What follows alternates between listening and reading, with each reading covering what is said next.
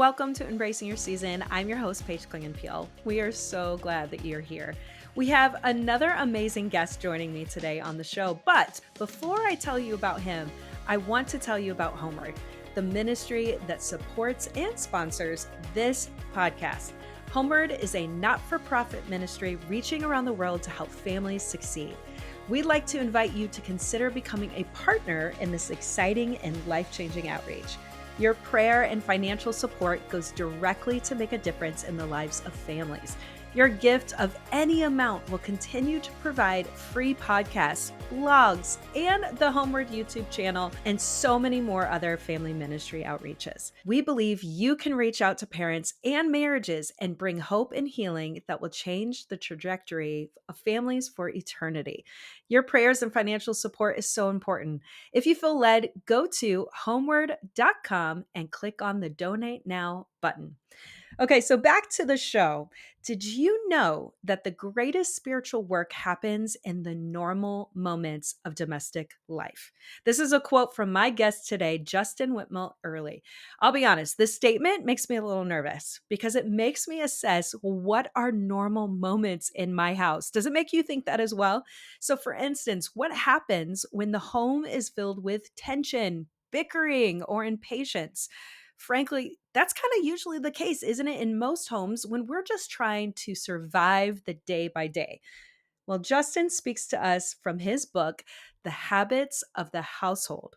Justin speaks to this in his book called Habits of the Household, which we will be discussing today.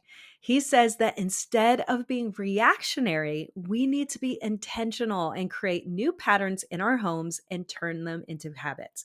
So, Justin isn't just a writer, he is a speaker and a lawyer. He is the author of award winning books, Habits of the Household and The Common Rule, though he spends most of his days in his law practice.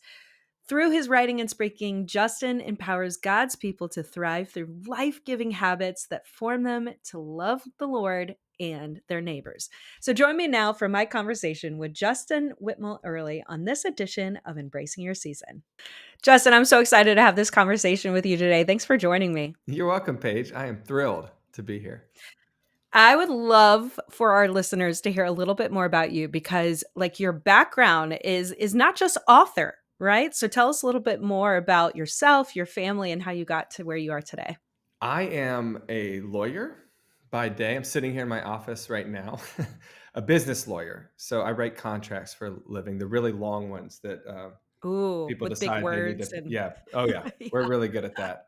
Though I, as a writer, because I'm also an author, I've got a high value on the shortest and simplest possible language for legal contracts. So that's my thing. But so I started as a missionary in China after college. I was there with my wife, Lauren, and then we moved back to the States. I went to law school, started in business law. I also now write and speak. I love that. I do both. So, and I have 4 boys. They are between 5 Mm. and 12 right now. And most significantly for my wife, because we're recording this in the fall, 2 weeks ago, she hit that magic point where now they're all in school. And Oh, I have been glory loving her be. morning texts. Like, I've had a quiet time. I went outside and I exercised. I took a walk and I still have hours. I'm like, let's go, babe. This is great. It is. It's a whole new rhythm, right? Yeah, And then you don't realize like how crazy it was because you're in pure survival mode until you get that break where you're like, hold on, what do I do with my time? I can actually reflect on myself. I I can know. take a shower by myself, go to the bathroom by myself, all the benefits, right? Yeah, all Just the little the, things. the normal life coming back. It's been amazing to watch. So we're really Oh grateful for this gosh. season. Well, that's awesome. That's great. So let's dig in a little bit into your book, The Habits of the Household. How did this even come about for you? It came about kind of with a bath time gone wrong. This was many years ago now. Well, when my kids, not that many, I think like 5 or 6. My kids were all really, really little. And I'm putting them to bed one night and there's bath water everywhere. They're escaping the bath. They're engaging in their Greco-Roman wrestling matches, which is our way of saying they're wrestling naked in their room. Yeah, typical boy behavior. I mean, yeah, it's as wild as you think it is, and it's as wild as everybody's bedtimes are. I mean, right? Like we all No, none of us are at our best that time of day. I certainly wasn't. So I was snapping at the boys, going into my impotent dictator mode. I call it still in the book, and still now, where I just yell a lot, but nobody really listens. And I remember putting them to bed and then saying, God loves you, so do I, closing the hallway door, and having this deep sense of irony. And it wasn't good that this was a normal evening for us. This was Mm-hmm. normal behavior from me, not so much concerned about their normal behavior. I mean, they're children, right? They're going to do this. Mm-hmm. But I was concerned about my behavior because, as I just told you, Paige, I was a missionary in China who became a corporate lawyer, had a major mental breakdown my first year of lawyering, which led, by God's grace, He's always with us in the low points of our life and usually using them to do great things. That mental collapse in my life led to a time where I realized that habits were changing who I was and that I needed to reform my technology habits, my work habits, my habits of Mm. busyness Yeah. in order to really follow Jesus, and not just think rightly about Jesus, but actually follow Him. And so I had actually even published a book on this. So I'm sitting there as the corporate lawyer who works on his spiritual disciplines and technology habits and has got all those tidy now and in order. But I also have this habit of yelling my children to bed every night. And that was a very uncomfortable realization. So fast forward, I Mhm. talked to my pastor about this to sort of confess it to him. He recommends I try a bedtime liturgy. I'm like, okay, let's try this thing. I write about habits. I write about liturgies. Let's try it. So I wrote this little bedtime liturgy for me and my boys. And it goes like this. I was going to ask them, can you see my eyes? They would say yes. Can you see that I see your eyes? They would say yes. And then I'd say, do you know that I love you? And they would say yes. And then I'd say, do you know I love you no matter what bad things you do? And they would say, yes, I know that. Then I'd say, do you know what I love you no matter what good things you do? They'd say, yes, we know we can't earn your love nor lose it. And then I'd say, who else loves you like that? And they would say, God does. And I would say, rest in that love. And this would be beautiful. I had it all written out, and it was not beautiful. It was pretty, it went pretty badly. Um, they were poking each other in the eyes with the eye question. They definitely didn't know the right answer to you. Do you know I love you no matter what bad things you do? They were like, no, like clearly from your behavior, you do not, right? So, but as a, a veteran parent in some sense by that time, and also a writer on habit, I did know that nothing is normal until it is. So Mhm. this all comes, and this is the answer to your question. 2 weeks later, we practiced this many nights. And then we had a night that was exactly like the first one, except that my boys laying down in bed, one of them said, can we do our bedtime blessing now? And we exchanged this, Mm, that's good. this really sweet moment of talking about the unconditional love of Jesus for us, no matter how our day went. And I remember closing the door that night and thinking everything about tonight was the same except me, because I was no longer driving towards this moment of like, go to bed, I'm going to shut the door. I was driving towards this new pattern that we were working on of bringing the gospel into our daily rhythm. And when I realized that it fundamentally had changed the way I responded to their messiness, this was my breakthrough moment where I was like, okay, if God can work in the mess and mistakes of our family life and use those moments to open us up to new patterns of life together and new ways of realizing his love for us and for our children, that is really good news for somebody like me whose whole household is a mess. Like there isn't much besides mess and mistakes. And Yeah. and if I was like realizing that's exactly where God wanted to form us, and Mm. attending to our habits of the household would be to attend to gospel rhythms of remembering grace in those moments.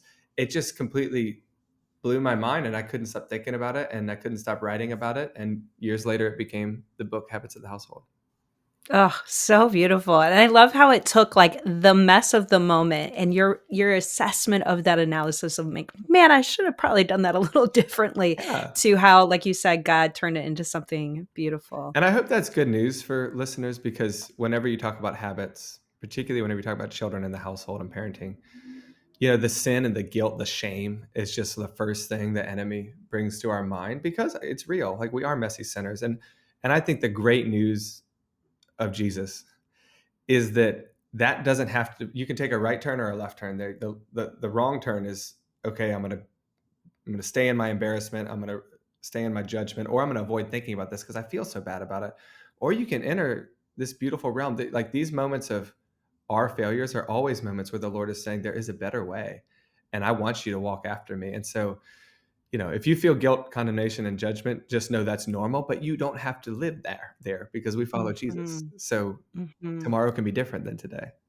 Amen. Yeah, what a great news that is, right? Part of that gospel message. But speaking of the spiritual component of habits within a household, you even mentioned at the beginning of your book about Daniel. You use him as a reference of how he used countercultural practices while Yeah. living in Babylon, right? And I love this quote that you have. You said, it is mentioned as reference to the forefathers. If we don't have radical communal habits to form us, we end up conforming to the communal patterns of the world around us, which of course reminds me of Romans 12, where it says, Yes. do not conform to the Yes. pattern of this world, but be transformed by the renewing of your mind. So explain a little bit more about habits, not only having that spiritual component, but you also go into the neuroscience, which I'm a huge nerd over, Yes. obviously, as a therapist. So this spiritual component and this neuroscience component help us understand how habits impact both of those things. Yeah. Well, this was what I was literally slapped in the face with as a young corporate lawyer, because I was a former missionary who actually felt called to go into lawyering. And so when, in my first year of practicing law, I'm melting down with anxiety and insomnia and coping habits of either, like, I needed a couple drinks or a couple pills just to fall asleep. And Yeah. I was confronted with this really dark time in my life where the missionary had been converted to the nervous medicating lawyer, but I had no idea how. If you had asked me, like, is your identity in work? I would have been like, I don't think so.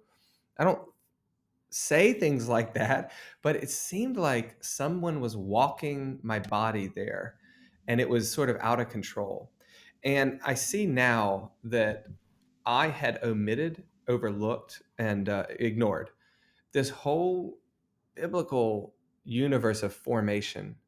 And that's the idea that your head can go one way, but when your habits go the other way, your heart tends to follow the habits. You can practice yourself into anxiety even while saying all the right true things. And that's a Mhm. split life. Jesus often reminds us of that. He doesn't want people who just call on his name. He wants people whose hearts, are looking for him, are longing for him. And his worst condemnations are for those who deliberately, leave their hearts here and just talk about him. And even the demons know his name, right? Even the demons believe, but they don't love him. So that was my first slap in the face introduction to, oh, formation matters. Like you said in Romans 12, the New Testament writers, the whole Bible assumes that we are always being formed, and it's either transformed or conformed. And so this is where I started to Mm. research and read and understand the spiritual power of habit. And I would sum it up like this: neurologically speaking, when we engage in patterns, we are working in our lower part of the brain. This is very common knowledge. Like, I'm not making, anybody can go look this up. And this is so useful to us because our upper brain thinking, our frontal lobe stuff, which is way more complex and these wonderful acrobatics of reasoning and thought, they can go on unhindered by the idea that we're tying our shoe while we're talking to our spouse, or that we're, telling our child to, this and that about their day while we're also buckling them up with it. The power of habit is beautiful when it's working right, but when it's a bad habit, that's where we get to the place where we're snapping at our kids, or we're scrolling on our phone, or we're going through that anxious thought loop, even though our frontal lobe is like, I don't want to do that. I'd really like to stop Mhm. that. I don't like this. Mhm. But the part of our brain that knows better is not the part that's chugging along in habit. And that's where our head goes one way and our habits go the other. And the heart following the habit idea, is really understanding the idea of liturgy. And that is that we are formed in the rhythms that we participate in. We tend to fall in love with the things that we do over and over. This is the idea of addiction in a chemical sense, but also in a habituated sense. Like the ancients, way before we knew the brain was working like this, the ancients sort of recognized that the idea of virtue is a habituation to the good. You can practice choosing the good. And so this is why I bring in the idea of liturgy, that ordinary habits function as extraordinary spiritual liturgies, where when we swipe our phone on Instagram, like we tend to do, is not neutral. Our heart is going somewhere, and we need to pay attention to where our heart is going. through habit. And so the whole idea here is to pay attention to that side of your formation, not because it's going to improve your standing with God. All right. Really, we want to be really clear. Habits won't change God's love for you. But God's love for you should change your habits. Absolutely. When you realize who he is and what he's done, we should say, I want every part of my life to follow you. That's the idea of following Jesus with our whole life and becoming his disciples, not just people who say things about him. And so there's no place that doesn't touch, household included, everywhere. Hmm. Going back to the liturgical nature of habits, you say that habits are kind of like liturgies. They are little routines of worship, and worship changes what we love. And so for me, this gave me the moment of like, oh no, because I've already recognized a dissonance in the way that I want to act, whereas the way that I actually end up acting. Mm-hmm. Like, for instance, I love my kids. We all love our kids. That's Yeah. the way parenting is. We Yeah. love them, but yet I tend to, through the evidence of my habits and practices, love compliance and convenience more. So Mm. that whole like attempting to solve the problem by transitioning from head to heart, I think that's where I get stuck. And you mentioned again in your book about the fight or flight, right? Like you gave the story about the bath time and how you probably didn't walk in there thinking, I'm going to come down really hard on them. Right, But it right. was the initial reaction Yeah, of like slipping on the water. And you're like, okay, it is fight or flight. Like this is survival mode. And that's so I right. think that's where, again, I get stuck of like, I want to love my kids so well, but I'm in this pattern of just reactivity. So Mm. the question is like, how do you get out of that reactivity? You cannot think yourself out of a problem you didn't think yourself into, right? We practiced our way Mhm. into this, so we need to practice our way out. And I think that's one of the major insights here is none of us sets out, as you said, like, I want to be the guy who's more attentive to social media than my kids. Or I want to be the Mhm. kind of person who snaps at my kids tonight. Like, I'm going to go hard in the paint tonight. Like, I'm really going to blow my, Right. no one said no one ever, right? And likewise, it really doesn't do us a lot of good to say what we always say is like, tonight I'm just going to be patient. Tonight I'm just going to, like, that's a wonderful aspiration. But as we all know from New Year's resolutions, they don't matter until they become small, achievable rhythms practiced in community. That's what leads us to goals. And that, again, this isn't like a productivity hack or like your best life now. This is just understanding who God made us as image bearers who are broken by the fall, who God made us as embodied souls whose bodies matter. Like, we get trained into rhythms. And just like none of us assumes that our kid can hit a fastball the first time we ever throw it at him, but he's got to practice to learn that. So we should assume that we're not going to be patient parents the first time we encounter a 5-year-old's kindergarten tantrums. We have to work Mhm. at that. And that's the life of discipleship, of practicing it. And so that is kind of, again, like, obviously what this whole book is about is the idea of how would we practice becoming the kinds of parents that we want to become, because we need to be That's good. parented by God before we can parent our children well. And lots of this is about attending to our own formation so that we can be the kinds of loving and patient parents who model the way of Jesus. And we can get specific Mm. about that, right? It looks like things like habits of putting your phone away so that you are attentive. It looks like things like creating rhythms of presence at your house, like family meals, so you're actually learning to talk to each other. It looks like things like bedtime liturgies where you're practicing over and over speaking the gospel into difficult moments. It looks like things like pause prayers where you're saying, I'm not going to lash out in discipline until after I've briefly looked to the Lord on this. And I'm naming 4 habits of the book there, right? But you can Mhm. look at a lot of those and say there are actually ways. And this isn't newfangled, like Justin made this up stuff. This is the ancient church understanding of how we change in rhythms of community and applying the historic Christian spiritual disciplines that people have been doing for millennia. And we saw, Mhm. Old Testament people do, we saw Jesus do them, and saying, oh, that might help our parenting. Like, maybe that would help. So why don't we try some of that? Imagine. Yeah. Yeah, imagine that. So, speaking of the habits, you talk about 3 different lenses that you view them through, like forming parents, forming Right. children, and forming Right. family. Tell us a little bit about these categories and how they inform and benefit us when we practice them. Yeah. So the deeper you think about formation, the more multifaceted it gets.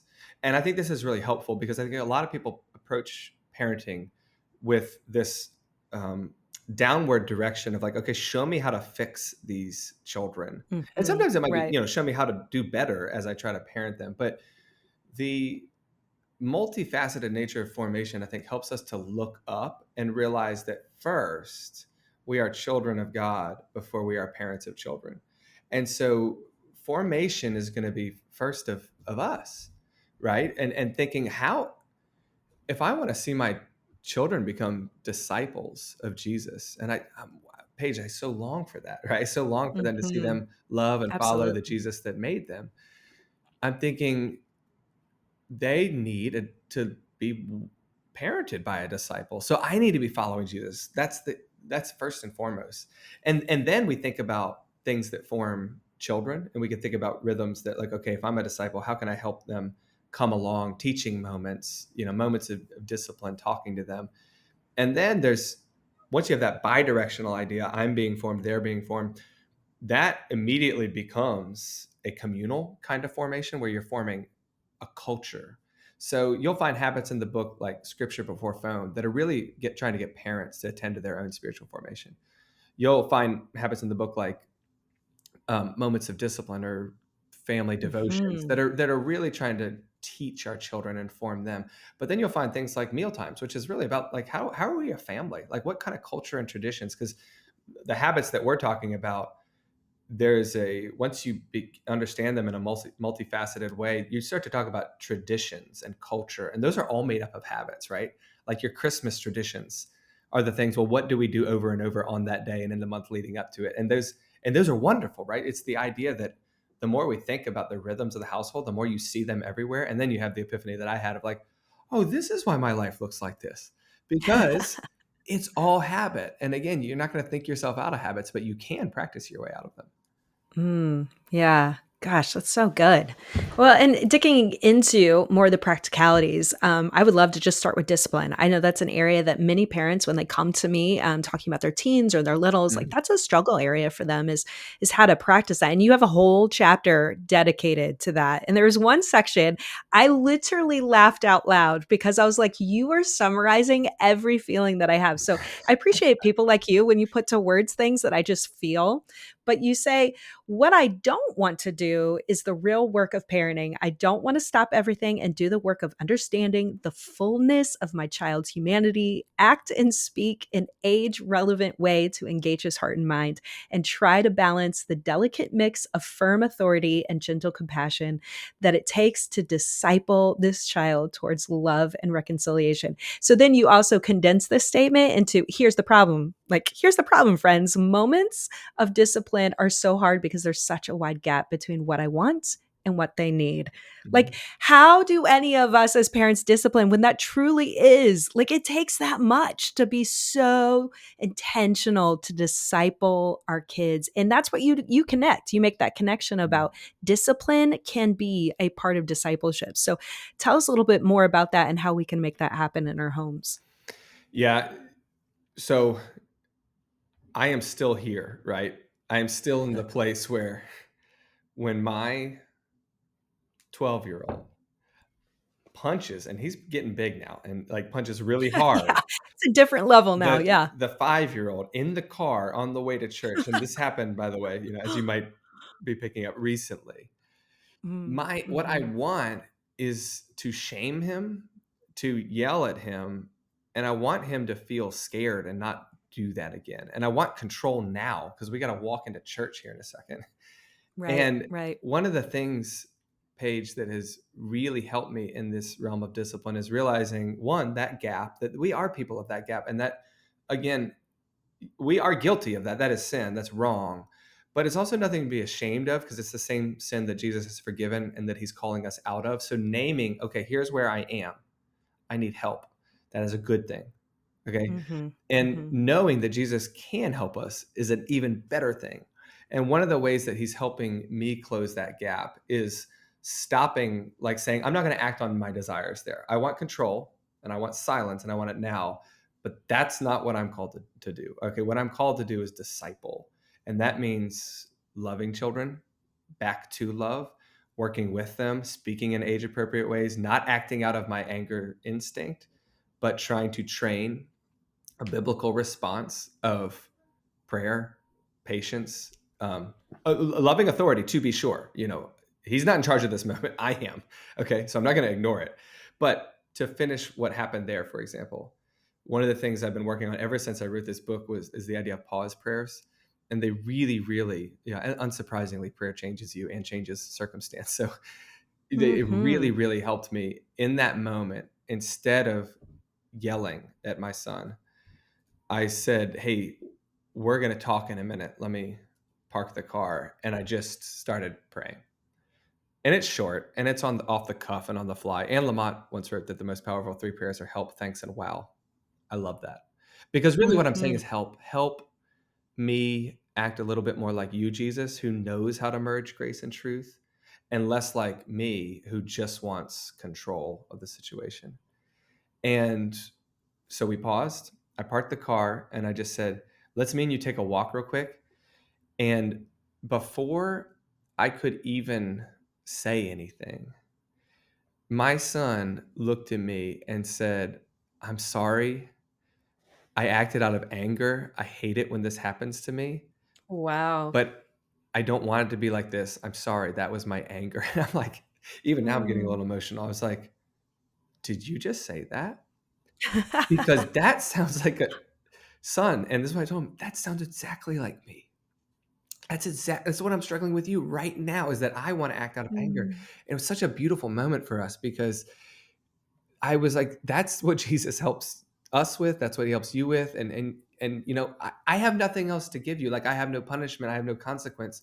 This is this is a good moment, you know. And Mhm. not every moment is like this, of course, Paige. But I but wish, yeah. yeah, but I'll tell you, I know this wouldn't have happened if I just turned around and yelled and said, "Shame on you, how dare you," and then gave him the Mhm. silent treatment. He would have no opportunity to repent or to say sorry or to come to me eye to eye, almost as man to man at that point, and just say, "That was anger. I'm sorry." And I told him, "I was so proud of you for naming that." And I work on that too. And that's why grace is good. And those, when we snap, when we yell, we suffocate. I think our sin does this, suffocates the possibility of gospel moments where we can draw our kids further into the truth of the gospel. And so many habits in the discipline chapter about this, because it's one of the hardest things we do. So we need a lot of work. But I Mhm. can't recommend pause prayers enough, whether it's a toddler or an adolescent, like I'm talking about. It really has helped me invite Jesus into those moments and not go it alone. Yeah. Wow. So powerful. I love that. Just taking that pause prayer, I think is just so practical and so easy, yet it's Mhm. transformational. Like how much power there is in that and inviting God to give us the discernment and the wisdom to take that next step, Yeah. as you demonstrated in your son and his reaction, giving him time to think and to process before you start having an interaction again. Yeah, that's good stuff. So I would love to switch gears. So we talked about parenting, but let's talk a little bit about marriage. Can you tell us Mm. why it's important to have a healthy marriage on forming good habits for your kids? Gosh, well, I mean, when I write about habits on any front, and I've done a book on spiritual disciplines, on habits of the household, and thought on communal and friendship habits. And one of the things you'll see across all of them is this idea that you can't do anything alone. It's just not how you were made. Mm. Um, Mhm. Genesis is radical on this. I didn't realize this until years into my life, my late 20s, when I was studying Genesis, that God looks at Adam in the Garden of Eden, chapter 2, before the fall, and says it's not good that you're alone, which is a wild thing to say if you're God, because you're there, Mhm. right? We tend to think the definition of the good life is me and God. It's just me and Jesus, and we're like, this is paradise. And God is actually like not paradise. It's actually a flaw in paradise. You need a wife. You need a Mm. spouse. And also writ broadly, you need community. So there's a lot going on in this passage. Adam needs help in the garden. His body is literally formed not to be alone. He needs a spouse, and it also needs. There's so many dimensions of this, but one thing we can take in every dimension is that the work of parenting is not a work that you're meant to do alone, and that, Mhm. I think, explains why we feel the way we feel. Because some people are like, rah rah excited about this, excited to work with their spouse, and other people are single parents or in very difficult Right. times in their marriage, or they're in a broken marriage, or anywhere in between. And I just want to say, if it helps, that's why you feel the way you do, because you weren't meant to do this alone. And so if you feel broken about this, if you feel like it's hard, you're not left in your despair. Like God finds us where we are, but he doesn't leave us where we are. But if it helps, that is why it feels so hard, because you need help with this. None of us should be doing this alone. And so ideally, we're working to build strong marriages as we work to build strong families. And that's why the marriage chapter is at the very center of this book. Is I see it as the fulcrum on which families Mm, tilt. And it doesn't do us any good. Like, I know a lot of people struggle in broken and difficult marriages, but it doesn't do us any good to like pretend that that's not causing you problems. Like, you don't need to be ashamed or embarrassed of that as much as being honest. Like, oh, that's why it feels the way it does, because all of us should be working towards a healthy marriage. And that's hard work. That's a lot of work. So habits in mhm. marriage of reconciliation, of date nights are one of those wonderful, simple habits I can recommend to anybody, which is, just so you know how uncomplicated this is. For Lauren and I, every Wednesday night, we're just trying to talk to each other. I mean, like, this is not Mm. white cloth Italian date night with a babysitter.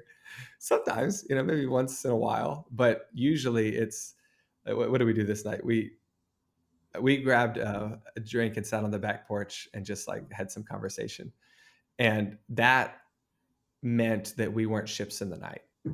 That Mhm. meant that, we don't feel like we're running a daycare with somebody we used to date. We're like Mm. actually, working on this together. And gosh, that rhythm of knowing that we'll find each other at least once a week, I think changes so much. It softens us so much. It gives us a time to process that stuff. And for anybody who's like, well, we can't do that, or like, I'm, in a broken marriage, or my husband or my wife's just not interested. Um, Mm. I would Right. say, you know, God's grace is stronger than your brokenness. Praise God. So one of the things you do is find another mom or another dad or a church community and say, I want, I want to work together to work on my habits in parenting. I mean, it's a glorious thing. You can't do it alone. That's why marriage is so important. But His grace is bigger than your brokenness at the same time. Mhm. Yeah, what a good word. And just again, relating to those that maybe this isn't a practice that they have within their marriage, where their spouse is able to come alongside them, not only even just in conversation, but in parenting. But you are not alone. There are Yeah. resources, there are people, and that's what the church is supposed to do: Yeah. is come alongside one another. So being intentional of Hmm. practicing, seeking out.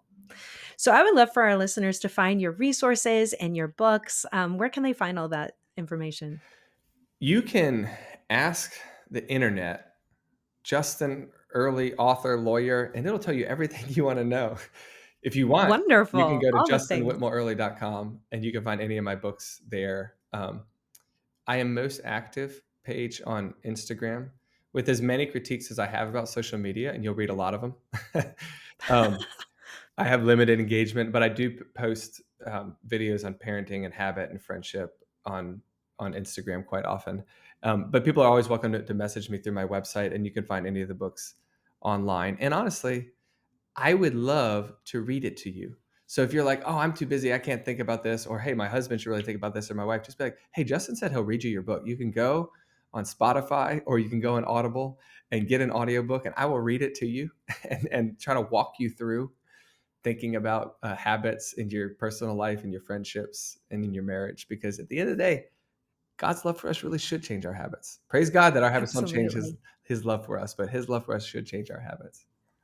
Absolutely. Well, I love that offer. I think that's the first time I've ever heard that is I want to read my book to you. Invite me into your car and your laundry or I whatever it will is. come And along with so you. that I had a I guy for love the first time, did a talk at a conference, and lots of people want you to sign the book or take a picture with the book, and I love it. If you ever see me out there, by the way, and you're listening to this, please ask for that. I think it's so fun. He came up to me and he was like, "Can we take a picture?" But I did the audiobook, so I'm just gonna hold up my phone and he had somebody take a picture of. He's like, "Sign the audiobook." It was Oh, fun, but wow. I love the idea that I can come with you to the gym or in your car and read my book to you. So yeah, I'd love to be there. Yes.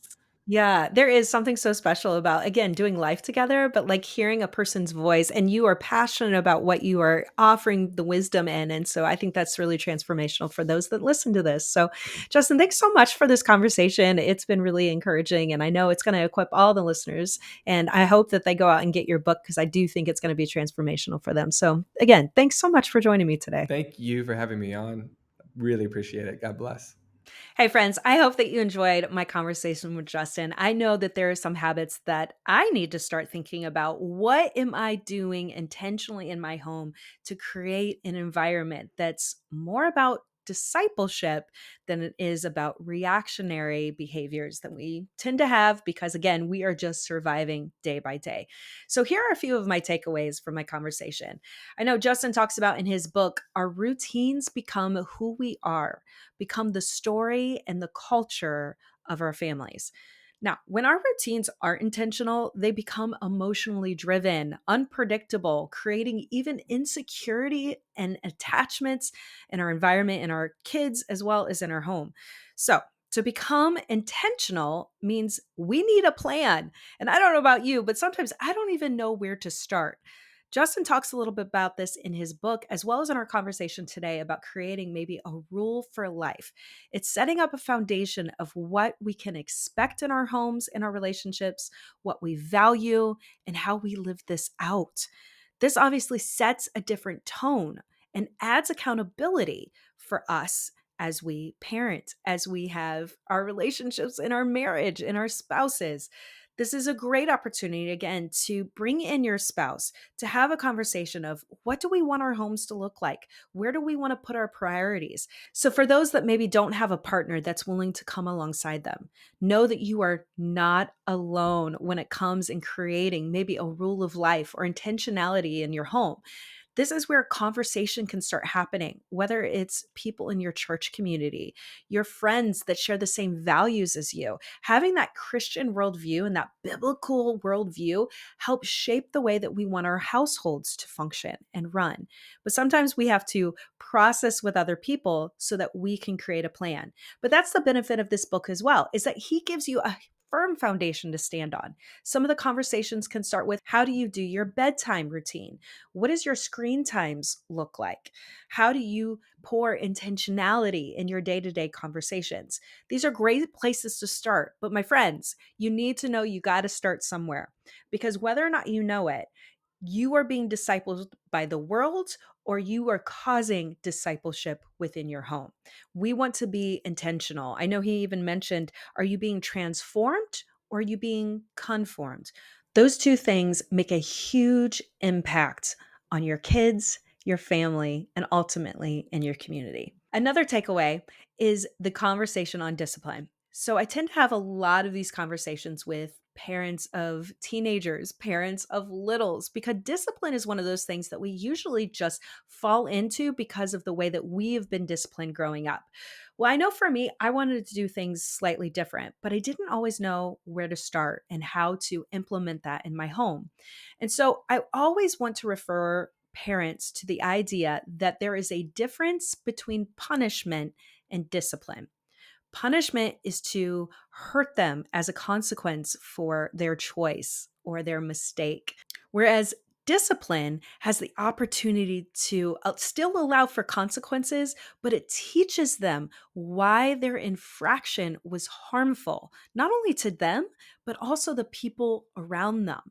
I think it's so important that when we take that moment and realize that instead of our gut reaction of just hurting our kids, taking away their phone, and grounding them for an entire week, we've now lost the opportunity to teach them, to disciple them, and to learn not only the right and wrong, but hopefully to help them change their heart to want to do the right thing to begin with. So, Justin gave the suggestion that next time that you are in a situation where discipline needs to be enacted, take a pause prayer moment. What I love about this is it's twofold. First off, you're inviting God to be in that situation because I know if I just relied on my own energy as well as my own reactionary nature, it's probably not going to go over so well. So now I'm just saying quickly within my mind's Jesus, give me the words, give me the wisdom, give me the discernment. What do I need to do next? So now you've invited God to be a part of the equation. But also taking that pause moment, we get the opportunity to question, what is the infraction? What was the motivation? What was the root? You get to go deeper into the behavior and realize, what do I need to teach them so that they do it differently next time? Again, we can be so reactionary because we're stressed in survival mode in our world. But if we take that moment to step back and say, this is about discipleship and not discipline, we get to change the trajectory potentially of our child's heart.